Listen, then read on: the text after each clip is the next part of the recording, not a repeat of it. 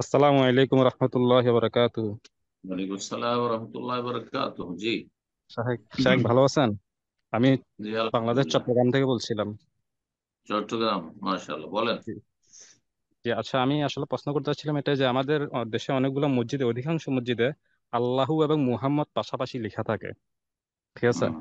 এখন এসব মসজিদগুলো কি সালাত আদায় করতে পারবো এবং কি দান সদকা করতে পারবো? সালাত আদায় করতে তো অসুবিধা নেই, মসজিদে তো কোনো সমস্যা নাই।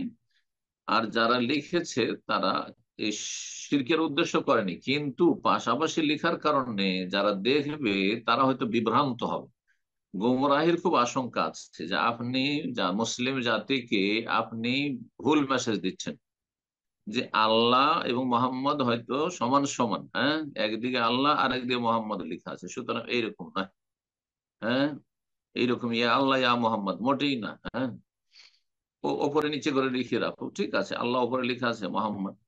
হ্যাঁ, অথবা আল্লাহ আকবর, আল্লাহ আকবর লিখুক আর মোহাম্মদ রসুল্লাহ। হ্যাঁ, মোহাম্মদ রসুল্লাহ, মোহাম্মদ রসুল্লাহ, মোহাম্মদ আবদুল্লাহ রসুল, স্পষ্ট হয়ে গেল আল্লাহর বান্দা এবং রসুল। জি।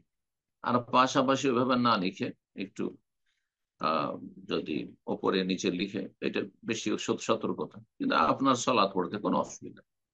সেটা কোনো মন্দির নয় যে নামাজ পড়া যাবে না। কথা বোঝা গেছে? সেটা কোনো চার্চ নয় যে নামাজ পড়া যাবে না। সেটা কোনো শিরকের পুকুরে আস্তানা নয়, তাদের অজ্ঞতার কারণে।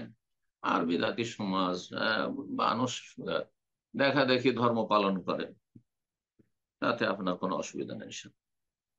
আল্লাহ কবুল করুন, এর সংশোধনের তৌফিক দান।